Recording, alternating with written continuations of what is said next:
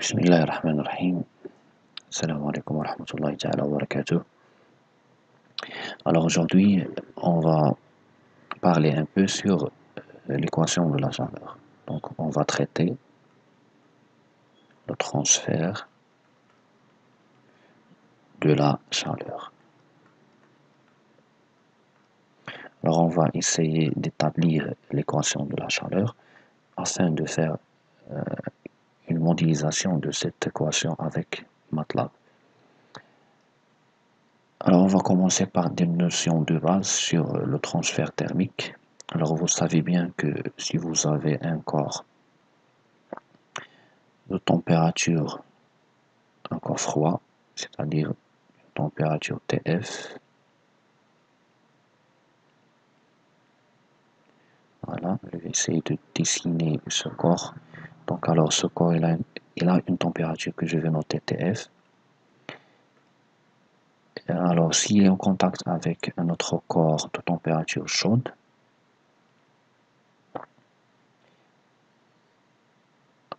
alors on aura un transfert de chaleur du corps chaud vers le corps froid.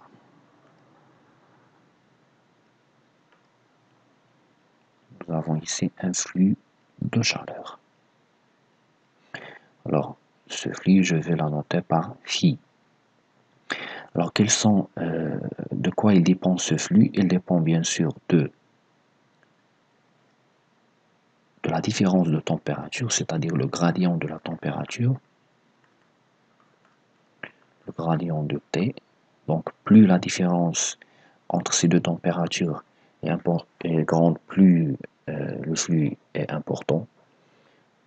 Donc, il est proportionnel, bien sûr, au gradient de la température. Et proportionnel aussi aux surfaces de contact. Alors, cette surface-là, plus la surface est grande, plus le flux est important. Alors, il dépend de la surface de contact, il dépend de la surface de contact. Et la dernière chose, il dépend bien sûr, de la nature de la matière. Donc, il dépend de la nature de la matière. Il y a des corps bien sûr, qui permettent de passer facilement ce flux. Par contre, il y a des corps isolants qui résistent le passage de ce flux. Alors, il dépend de la nature de la matière. Alors, on peut généraliser tout cela par une loi qui s'appelle la loi de Fourier. Donc, la loi de Monsieur Fourier. Donc, cette loi dit que le flux de la chaleur est égal à moins lambda S fois le gradient de la température. Alors, si on parle en termes des vecteurs, alors ce lambda, ou bien ce coefficient représente la nature de la matière, c'est-à-dire la conductivité thermique.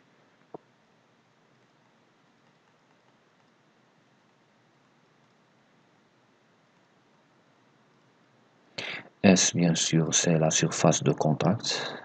C'est la surface de contact, donc c'est ce facteur. Le gradient, donc le gradient, vous savez bien que le gradient est dérivé de température de TF vers TC. Et pour cela, c'est pour cette raison qu'on a fait ici un signe moins, parce que le flux il a un sens de les températures chaudes vers les températures froides. Alors passons maintenant au bilan énergétique. Donc, le bilan énergétique. Alors considérons le cas suivant. Donc supposons que nous avons une partie d'un corps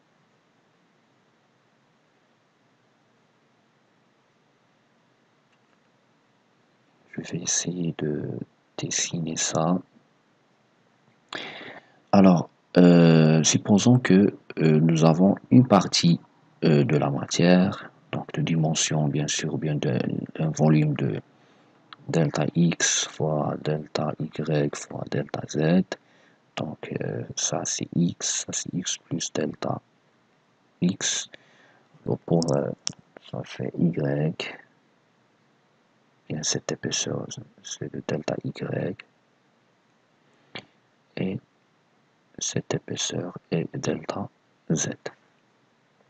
Alors on va s'intéresser, pour faciliter les choses, on va s'intéresser seulement à un flux unidirectionnel suivant x, que je vais l'appeler phi x. Voilà. Donc nous avons ici un flux entrant dans cette surface que je vais l'appeler, ici un phi flux entrant, FE. Et de l'autre côté, on va obtenir un flux sortant que je vais l'appeler phi S.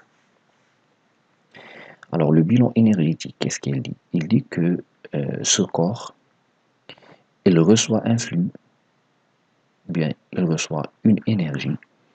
Alors cette énergie sera, bien sûr on parle de l'énergie thermique, il va augmenter sa température. Donc ce corps, il va accumuler une énergie qui sert, je vais l'appeler une énergie accumulée qui sert à faire chauffer ce corps. Donc cette énergie, vous savez bien que cette énergie, c'est la masse de ce corps fois la capacité calorifique massique fois delta T. Bien, pour bien un peu précis, on va faire une petite variation de température. Donc je vais la noter par T de T. Alors c'est l'énergie reçue par ce corps et qui sert à augmenter sa température par une certaine valeur de D de T. Alors notre bilan énergétique, il dit que le bilan énergétique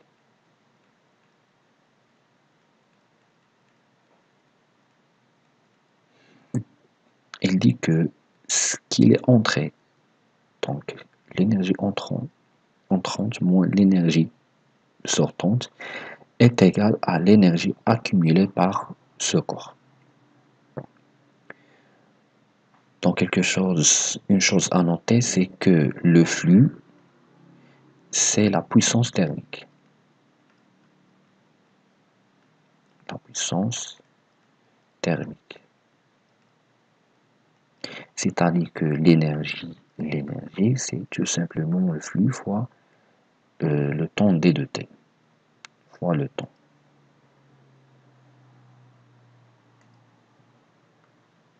Pardon. Fois le temps d de t. Voilà.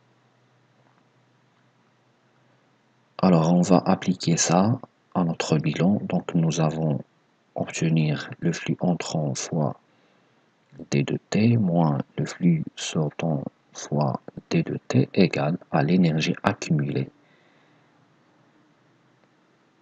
c'est-à-dire la masse m fois la capacité calorifique massique fois d de t. Alors, on va un peu détailler ce bilan pour établir l'équation de la chaleur, l'équation de transfert de la chaleur. Alors, on va utiliser la loi de Fourier. Donc la loi de Fourier pour le flux entrant, c'est moins lambda fois la surface de contact fois le gradient de température. Donc on travaille seulement dans le cas unidirectionnel souvent x. Donc le flux entrant, c'est en x. Pour le flux sortant, c'est moins lambda s, le gradient de température par rapport au temps, par rapport à x plus delta x. Donc ici nous avons x plus delta x, et ici nous avons x. Donc on parle dans cette partie-là pour le flux entrant et dans l'autre partie pour le flux sortant.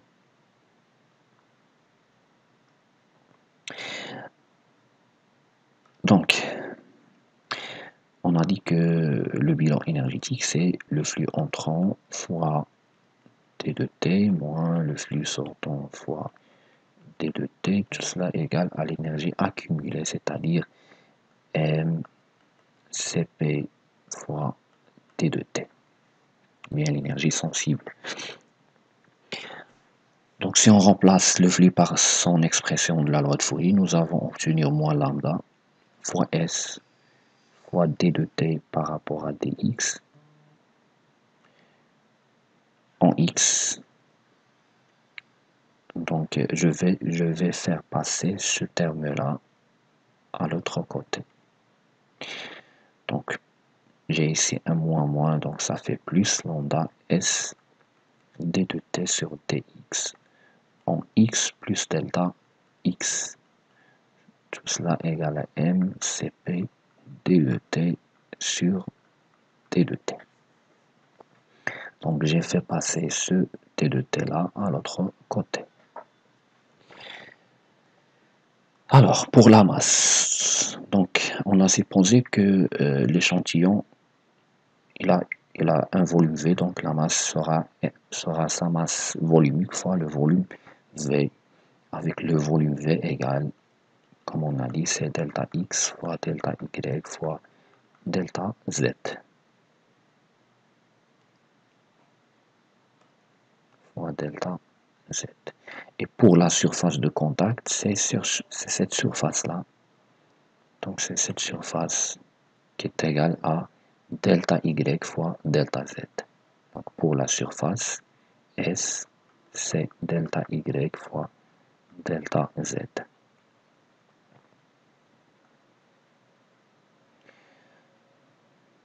Alors on va écrire notre bilan de la façon suivante. Donc nous avons moins lambda S fois d de t sur d de x en x plus lambda S d de t par rapport à d de x en x plus delta x, ça égale à ρ fois le volume, et le volume sera S fois delta x. Donc le volume V, c'est S fois delta x, donc fois Cp t de t sur t de t. Alors, on peut simplifier par S, S, S. On va faire passer ce delta x à l'autre côté. Donc on va obtenir ça. Donc nous avons ici un lambda d de t par rapport à d de x en x plus delta x moins d de t sur d de x en x. Le tout divisé par delta x. Alors ça soit égal à ρ fois Cp fois d de t sur d de t. Alors si vous remarquez bien ici, si on fait tendre delta x vers 0, alors ce terme-là représente la dérivée de d de t sur dx. Donc nous avons obtenir lambda, la dérivée par rapport à d de x de la dérivée de t par rapport à d de x. Donc ça égale à ρ fois Cp fois la variation de la température par rapport au temps. Alors, ça, c'est la dérivée deuxième. Donc, c'est lambda dérivé au carré de t par rapport à dx carré égale à ρ fois Cp fois dt sur d de x. Alors, si on fait passer lambda à ce côté-là, donc nous avons obtenu l'équation de la chaleur. Donc, dt au carré sur dx qui est égal à ρ Cp sur lambda d de t sur d de T. Ou bien on peut dire que l'équation de la chaleur, c'est T de T sur T, T carré de T sur T carré de X, ou bien Tx carré, T égale à 1 sur alpha, D de T sur T de T avec alpha, c'est lambda sur rho Cp. Alors c'est la diffusivité. Donc dans la prochaine vidéo, on va faire quelques rappels sur la discrétisation, comment on peut discrétiser ce type des équations différentielles afin de utiliser quelques méthodes de simulation. Donc à la prochaine vidéo, Inch'Allah.